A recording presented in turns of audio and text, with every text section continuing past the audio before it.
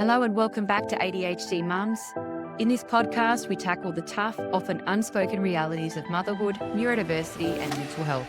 Hello and welcome to the next episode of ADHD Mums. Today we have Cara Lynch here. Welcome to you, Cara. Cara lives in Sydney. She has a husband of 2 children and she teaches at an all-girls school, teaching design, technology, and textiles. Her daughter was diagnosed with ADHD when she was 5. And since completing the questionnaire for her, Cara has realised how much she relates to all the areas. And now at 41, she has just discovered that she's ADHD as well. So, Cara, the reason that you contacted me and the reason that I got you on the show was because you sent me an email around burnout and boundaries. Could you give us a little overview about why you contacted about that theme? I went through a pretty rough period towards the end of last year. Although my daughter was diagnosed at the age of 5, and I definitely saw some similarities between the two of us, it took me a really long time to actually, take the steps forward and get myself some help. And also, I think I had a bit of that imposter syndrome at the very beginning, even though I ticked a lot of the boxes that she did. I still thought, it's such a big amount of money to spend. Like, I'm not really sure yet. And then I think once I listened to obviously your podcast and just did my own research, I was just like, yeah, 100%. And even my family were like, yeah, I think that's probably pretty true. And I was able to take the plunge and get myself diagnosed. But previous to that, I knew that full-time work was something I really struggled with because I do have children with high needs, just being able to juggle appointments for them and caring for them. I've always found a real challenge, especially when working full-time. And last year, apart from just juggling all that, I just noticed that I was just doing so much people pleasing at work. And also, I'm highly sensitive. I have a lot of sensory issues. And because I do teach a practical subject, being in noisy environments all the time, that on top of just all the responsibilities I was taking on at work, just meant I was coming home from work every day, just sensory overload, exhausted, like a million things on my to-do list without a break. And, when you come home with your kids, you're not able to take a break. You just got to get straight back into cooking dinner and doing their homework and just getting all of that done. And I just noticed more and more I was starting to develop some really intense physical issues. I was starting to get a really bloated stomach. My heart was racing all the time. All I can say is I just felt like there was this impending doom. I just said to my husband, I just feel like something really bad's going to happen. I feel like I'm not in a good place. I feel like I could end up in hospital. Like I just felt like something really bad was going to happen. And he said, you got to go see your GP. You just got to go to the doctor. And I went to my GP and she diagnosed me with severe anxiety. I was just really at breakdown point at that point. And she was able to get me onto medication, which just completely saved me at that point. It was really the anxiety that was building so much for me that I just couldn't sleep. I couldn't even interact with my children properly. I just got to the point where I just could not cope. Like I was terrified of actually taking them out on my own or being at home by myself with them. Not because I would do anything bad, but because I just knew I couldn't cope. I would be like crying. If there was like one little fight between them, I was just like at absolute breaking point and just couldn't handle any situation with them and to set no boundaries, stick them on iPads, like whatever I needed to do just to have a moment's peace. So getting that help, and my doctor was really pleased that I came when I did. She said that took a lot of guts because a lot of people just don't see that before it's too late. And I mentioned to her that I'm pretty sure I've got some ADHD symptoms, and she agreed. And she said, yeah, okay, I'll get you a reference and we'll get onto the path to getting that diagnosis. Wow. Thanks so much for sharing that because that story feels really familiar for me. I love the way that you were really specific about how it played out Mm. because I think that's so not spoken about. I think it was February, March this year. I feel like I was in a very, very similar position, like hiding in a walk in robe, crying at the drop of a hat, unable to take my children to the most basic places for fear that one of them would run off, and being completely overwhelmed by very small things. And I hit like a huge burnout over a period of time. Yeah, look, I mean, I wouldn't say I'm someone that cries that often, but it just took like nothing to set me off. And Like I said, it was very physical. Like as soon as my kids would start arguing, or a lot of people on your podcast have talked about being in the car with their Oh my kids, God, it's the worst. it's a huge trigger. They just fight. And my heart basically felt like it was being squeezed every time they'd start arguing. And I was crying all the time and completely losing control of my emotions. I just felt like I was not being a good role model for my kids either. So they say you put your mask on first. It was that sort of thing. I feel like thank goodness I helped myself, because otherwise I was going to be of no use to anyone. So I'm really glad that I actually did get the help when I did. And also something else that contributed to my burnout was I've been doing a lot of really heavy masking in my social circle. In my early 30s, my close friendship group, we all sort of separated. And even though we still keep in contact, you don't have that close network of friends. And I moved to a new area and didn't know anyone. And I've just found it really hard to find people who I can relate to. And so I was just doing a lot of masking just to try and sort of fit in and figure out where I fit. And that obviously came at a cost as well, because then I'd be coming home just going, I'm not being myself. And I don't feel like I've got my really close friends here. And so just on top of the work, the kids, the house, not having my social circle, I felt like it was all this impending doom, just all came at me all at once last year. I love the way you say impending doom because my husband doesn't really understand anxiety. And I said to him, it's like the Walking Dead is coming, but there's no specific thing. So if he goes and problem solves one thing, he's like, don't you feel better? And I'm like, well, no, because the Walking Dead's still coming and I find another problem to focus on. So I love the way you Yeah. put that as an example. Yeah, I don't think my husband really got it either. It was only when I got to the point where I was on the couch just sobbing and just inconsolable. And he's just like, but our son, he just wouldn't put his shoes on. That's all. I'm like, yeah, but we can't get out of the house because he won't put his shoes on. It was just those sort of little things were just really getting to me. And he was just like, okay, yeah, you need to go and get some help, because I just couldn't cope with anything like that. One of the things that does irritate me a little bit, and I think this can play out in any gender relationship, but I have a bit of a problem where I feel like if you're the partner that is having some kind of crisis or breakdown, and I don't have them very often, and it sounds to me like you don't either, but when you do, it's quite profound. But I'm in a very loving relationship. I love my husband dearly, and I call him a Labrador. He's like that big dog that everyone loves. You just love him. He's Yeah. adorable, and he's always got the best of intentions, but sometimes he's a bit clumsy, a bit like a Labrador. And I felt like I was so far into a full breakdown crisis before there was really any stop from him. Do you feel the same? Like it was so difficult to get him to fathom that I actually was really, really unwell, because he was thinking, well, you're still driving the kids to school. You're still releasing episodes. You're still cooking dinner. You seem Yeah. like you're okay, but you're like broken inside, but people think you're okay because you're doing the basics. It really upset me, actually. Yeah, I think that's exactly true. I'm like you. I don't have these massive breakdowns very often. I might have a few mini ones here and there, and it's always just this big build up. And I remember saying to my husband once, because I've been becoming more aware of my sensory issues, and it's just really just a self awareness now. I've always had them there, but now that I'm more aware, I'm able to actually say what my needs are.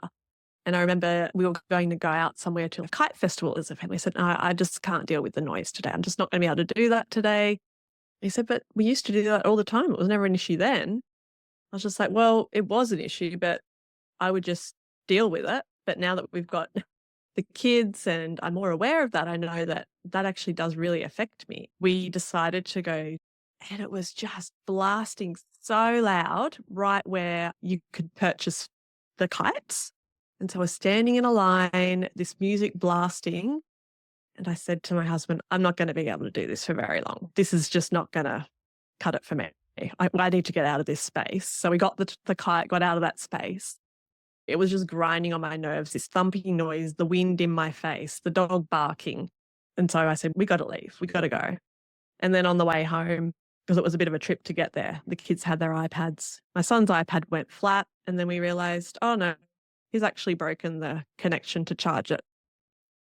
Sure enough, get home, huge tantrum about the iPad, that it's broken. My daughter had the iPad, he didn't have one, so he's screaming and yelling, and he just starts hitting everything and walking around stomping, slamming cupboards. And whilst he's doing that, the dog's out there barking constantly. So the noise was absolutely getting to me, and I could feel the crushing in my chest. I could feel it just coming. And on top of all that, our dishwasher broke in the morning. So I had to take all the clean dishes out, dry all those, and then wash all the dishes whilst all the banging and the barking was going on. I just lost it. I threw a plastic bowl across the room, which I felt so ashamed. And I said, that's it. I'm leaving. I've got to leave. And my son ran outside with me. I was just like, "Ugh, this is not going to happen." My husband was feeling unwell as well. So I kind of had to deal with all this on my own. Oh, I was about to say, could you tap out at that point and be like, hey, mate, No. I'm actually going to implode. I need to leave for 10 minutes. Yeah, look, he tried to sort of help me, but my son's just so clingy with me, like he's Velcro kid at the moment with me. So I just had to leave that and sit down and just have a cup of tea and watch a movie with him. And so I didn't get to do anything off my to-do list, but, at least we calmed down. I always find that when I'm dysregulated, my boys particularly pick up on it and they want to be with me more. So they chase me more, they whinge at me more, they won't leave me alone. And the more I ignore them because I can't cope with them, the more they want me. And then it goes on and on with hitting, touching me, crying on me, needing to be with me, clingy behavior. And then I basically have to push all of my rage and my needs down the furthest possible to connect with them. My husband, I don't want him. And then I have to try and settle them down before I can just walk around to then regulate myself. Is that how you feel? Oh yeah, like I've actually been trying to be more proactive with telling my kids about how I'm feeling, because I think that's going to be really important for them going through life to tap into that self-awareness. So I actually said to my son, Mummy has a really hard time processing loud sounds. Any loud sounds make my brain hurt and my tummy hurt. I feel like if I just keep using that kind of language with him, I'm hoping that he will understand my needs, and then he will also start to understand his own needs, because he's the same. He does get upset by loud sounds, but then he also makes a lot of the loud sounds. So it's, It's a typical neurodivergent kid. It's like they don't want yeah. a loud sound, but yeah, it's okay if they make them. Yeah, he's got this thing where our dog just gets set off by tapping because he thinks someone's at the door. He's a Oh really my gentle God. cocker spaniel, but he's just so protective of the house. And so my son will just go around the house knocking, tapping, just for the fun of it. So he's sensory seeking. He's trying to get Yeah. the input in, Mm. but you're also very sensitive to input. Yeah. So Yeah. he's going around getting input, which is setting you off. The only reason I've realized that is because that's my life. I have a very, very sensory seeking son. Yeah. He has to make noise, sing, talk. He actually speaks 100% only in rhetorical questions. So every sentence has a question that you have Yeah. to answer. If Yeah. you don't answer it, he will continue to ask. So you can't actually ignore. You know how sometimes you let it wash over you, the long story? Yeah. He talks in rhetorical questions only. So it's like just being peppered with input, and he's on your leg. He's constant. And it sounds a bit similar with your son. Oh, yeah. And he's extremely inquisitive. So he'll be doing something and then he'll ask the most random question like, Mum, how many brains does an octopus have? Oh, totally. Totally. Yeah. It's like Yeah. that. My son's so similar. He's always like, Mum, I've been thinking, how does the moon get up there? Mm. Have you been assessed like through an ADOS or an autism assessment at all? I haven't, but it's definitely been on my radar for a while. And again, I've just got that imposter syndrome because it's so much money. Obviously, with the ADHD diagnosis, I was like 100% sure. I was like, yeah, I'm going in and I know I'm going to get a script for medication. I've been doing research on this for the last 6 months or so. And it's interesting, like I've read about this, but I've also heard you talk about this too, about taking the medication, I just feel like my sensory issues have been really heightened since taking it.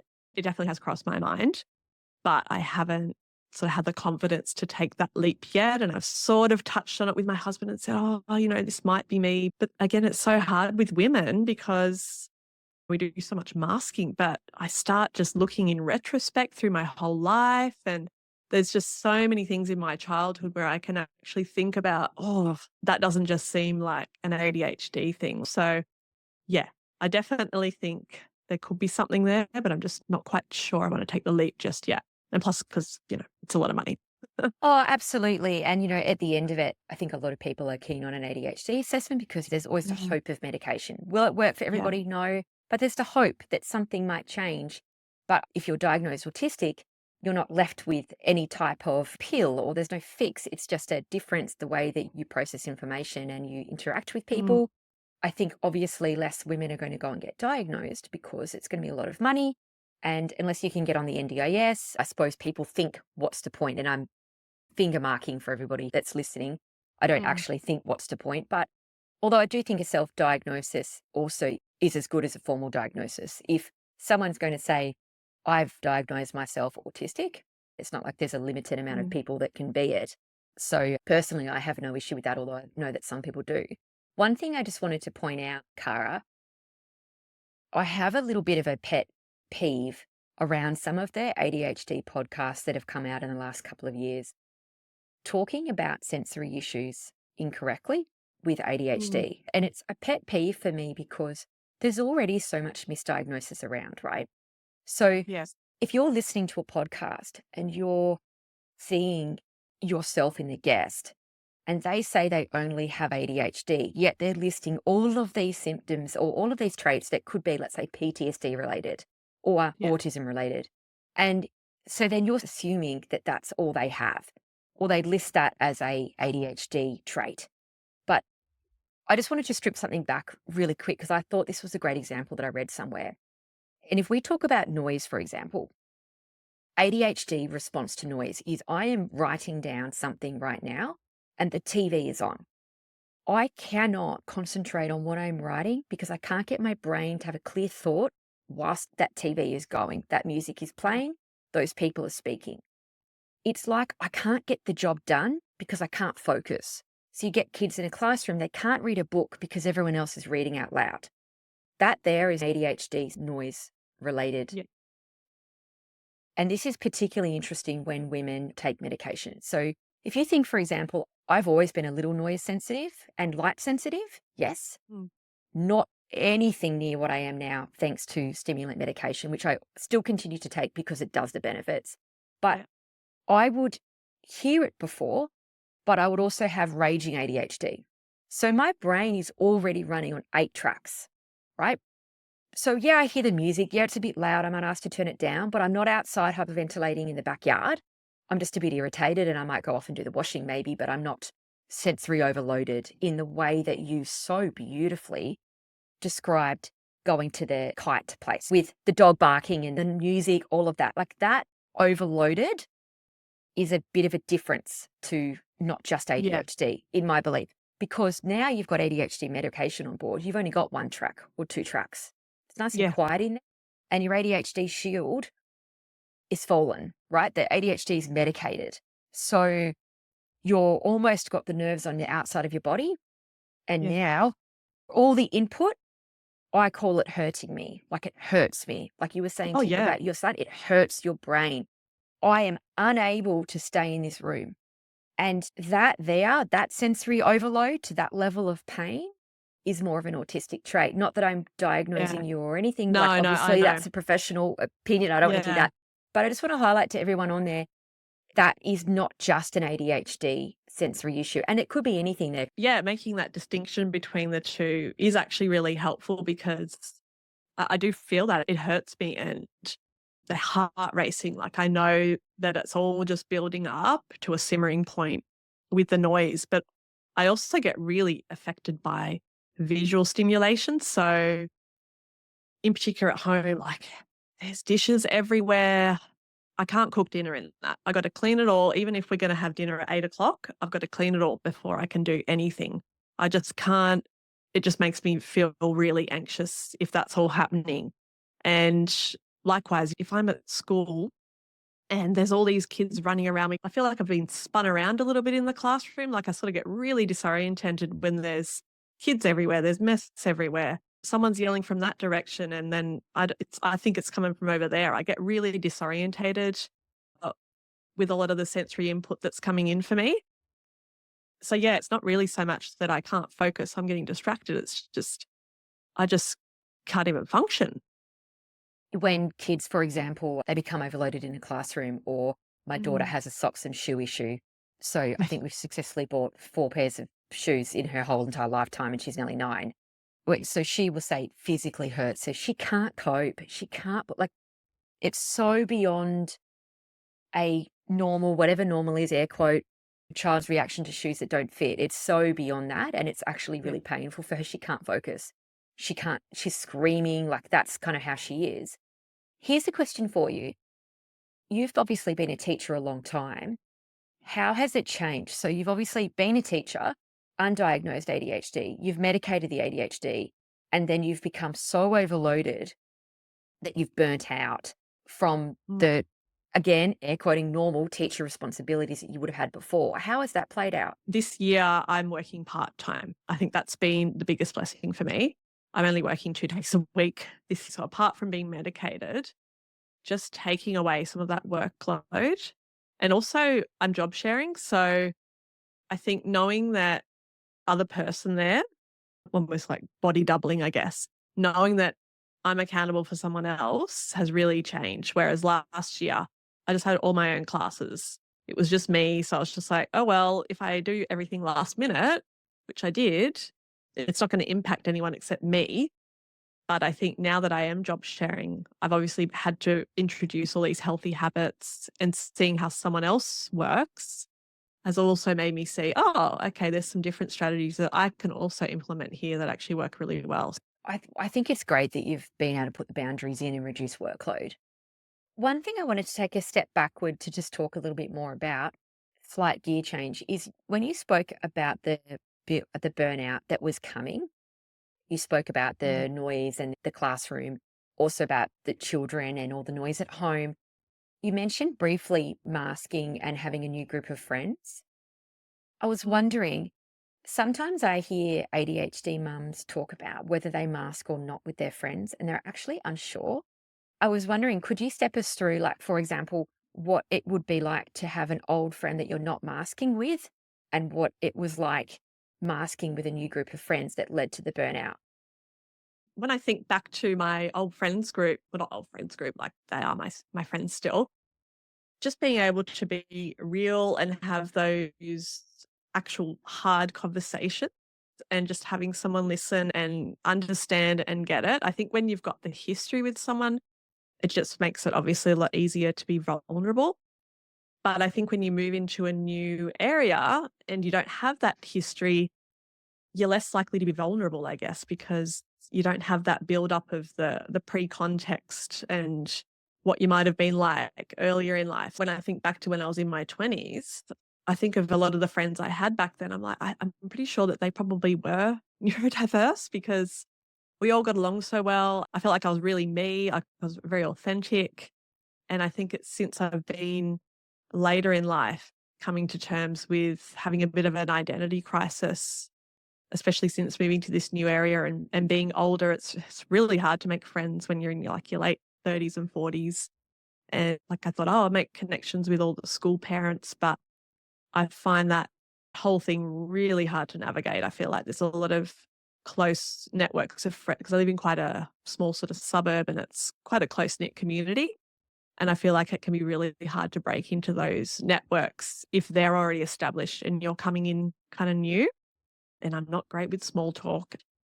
I find the school pickup so I must come across as really antisocial because I will stay in my car until that bell rings and then I'll put my sunglasses on, beeline straight for the gate, and I'll just stand there. Like I might say a few hellos, but I won't engage in any conversation. I don't know what it is about it. I just don't want to do the standing around with the school mums chat. I just can't handle it. Do you remember, because I know you listened to the podcast, I talk about one of the main things that led to me being diagnosed was my daughter hitting prep and having to walk in and stand there for 2 to 3 minutes and do small talk with people that I'm still friends with. So it's not that they Yeah. weren't good people. I couldn't Yeah. do it. And the school actually approached me because I had been going in 5 to 10 minutes early. Just went like, when they're saying goodbye, getting my daughter and leaving because I couldn't do it. And then other people were saying to me it was their funnest part of the day. And I was like, no, I can't even fathom who these people are because I'd never hung out with neurotypicals before. But when you're in a Yeah. Yeah. school, for the first time since I'd been at school, probably, I had to be around neurotypicals because I've always been in my own business, had a lot of freedom with work. So if Yeah. I don't like people, I'm just not generally around them. So, for example, I'm always in a team with other neurodivergent people, or I hire them, or it just happens that way. But when you're in a Yeah. school, you're in with everybody because it's just a catchment or whatever it is, or whoever signed up to Yeah. the school. And then that's when I hadn't actually been around, I don't think, neurotypical people for a long time. I do have some connections with parents there that, we've had some great chats at like children's parties and stuff that have kids that are neurodivergent. And that's been great. But I'll see those parents at the school pickup. They're having chats with other people. I just can't be in the whole group thing. Like, I just don't know how to actually get into the group without being super awkward. Even like people I see all the time, I'll just say hi and I'll just go over to the side because they're already chatting with someone else. And I'm just this awkward person coming over just saying hi. And then I just stand there awkwardly. I don't know how to get into the conversation. So I just avoid it altogether. It can be really tricky. I was watching my daughter's netball the other day and there was kind of like a group of people talking. And again, before having ADHD medication, this would not have been an issue. I would have stood, had a chat, watched the game. I couldn't talk, small talk, and watch a game. I was like, I can't be around this is weather talk Yeah. and where you're parked and hearing about someone else's son and how they're going at tennis. And I don't know the kid. I don't like, what is that related to me? And it Yeah. just felt like space fillers. And I was like, I couldn't deal with any more input. Like, I'm already watching a game. I'm already outside. There's already people clapping. There's people awkwardly standing in the way of the netball court. And I was like, why are those two men on their phone standing in everyone's view? Like, it was so frustrating. And then there's the speaker going next thing. And then there's a brr when the quarter's over. And then these people were just talking I actually thought to myself, this is so bad. But I thought, I reckon they're neurotypical. And I was also thinking, is that what they think a conversation is? Because you know how neurotypical people like to have Um, the surface chats and they like to comment on the weather and, what dog they have, or I don't even really know what they talk about, right? I find it really yeah. painful, so I usually move away and I make an excuse. Oh, the light's a bit funny there. I have to go over here. But I was just thinking, is that what they enjoy? Is that a conversation? Because I couldn't get my head around it. I was thinking, if we're not talking about something important or deep or relevant, why fill the space with words? Do you get what I mean? Yeah. An example of those conversations would be like talking about what lunchboxes to buy for the year. That just, Oh, no, I God. can't, like, who cares? I probably I offend people by that, but I don't want to talk about that. Like, No. Oh my God. You know what? It's like if someone starts telling you what solid their kid's eating. My son really oh, likes eating this food. It's like, I don't even know yeah, your son. Oh, he's not even here. Like, I'll yeah, listen to that with a good friend when I know the kid and he's got a challenge with eating. Yeah, I'll listen to that for an hour. But yeah. where are we going with this? Like, I can't No, get my head around it. I think that's why I didn't like mothers groups. I could not handle it. Also, my kid was like the screamer I at the feel like time. you And and I have so, lived the yeah, same life. This is why you listen yeah, to the podcast. You must just it be like, is. oh, Cause this is so it's like looking at relevant. your Because it's, examples, I'm like, that's me. yes, because whenever you Yeah, give your examples, I'm like, that's me. And I've got that yeah, kid too. Okay. yeah. I just want to ask one more question because I'm just fascinated, Mhm. right? Let me give you an example. Let's just say if you've had a really big argument with your husband or you've had a really rough morning and one of your kids have like done something out of the box that's just like really disruptive or really upsetting. You're like, oh my God, is this where we're going now? Like, I can't deal with another issue. Let's say there's something that's happened for you. Mm. If you were in your older friend group that you've known for a long time, I Mhm. assume you would just be like, this happened this morning and it really frustrated me, and you'd probably just Yep. vent it, right? If you're with the people that you're, trying to impress, or the new school mums, I Mm. always feel that pressure, like people will judge me for not being a good mum or not having a very good Yeah. attitude or something. I just say, oh, everything's fine, thanks. How are you? Is that what you're talking about by masking? Yeah, I guess I'm not able to fully say how it is. I feel like if I have before, I come across as like that whinging, negative mum. You know, when you just get this sense like I'm that annoying person that they think, oh, she's just always so negative. So an example, like I said to this group of friends, we were talking about going to the supermarket. I said, I'd rather be in a jail cell for the rest of my life than have to take my kids to the supermarket. And they're like, what? Like, why? Like, they don't get it. But you know what? That's really funny because I do the same thing and I feel like I come off negative or I have a bad attitude too. But if you're hitting the right person, it doesn't come off like that. But I Yeah. have a bit of a problem with, I don't know why, after school holidays, I'm just like, is Saturday sport over yet? I don't want to have a 3 or 4 week break and then have to get back up, like attitude wise, and do another 3 to 4 weeks of soccer training and game. I just think, just finish it up. Like, this is done. I'm over it. We've all wound down. I don't want to go back into it. And anyway, we came up after school holidays and I had to walk in for the soccer training. There's one dad who I know has some autistic traits, and he would say that. Like, that's not me talking behind his back. We've joked about it. And anyway, I always go over to him and chat because I also, another autistic woman trait, I do like talking to dads. I just find them straight shooters. They don't Yeah. talk about lunchboxes and shit. I Yeah. just like Yeah. them. Anyway, so I sidled up to this dad and him and I always have a bit of a laugh. I said to him, oh, mate, are you fucking done with soccer already? And he goes, yeah, I want to fucking get out of here. Let's just tell our kids that it's off and we'll just go off into the distance. I said, yeah, great, because my son's going to cling to yours.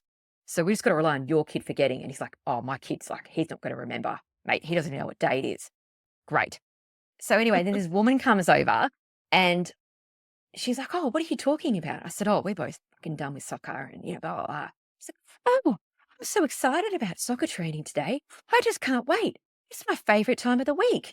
And I just looked at him and he looked at me and I was like, oh my God. And this other woman came over and then she's like, I just love today. Don't you just love it? I bought snacks for everyone to share. I was like, oh no.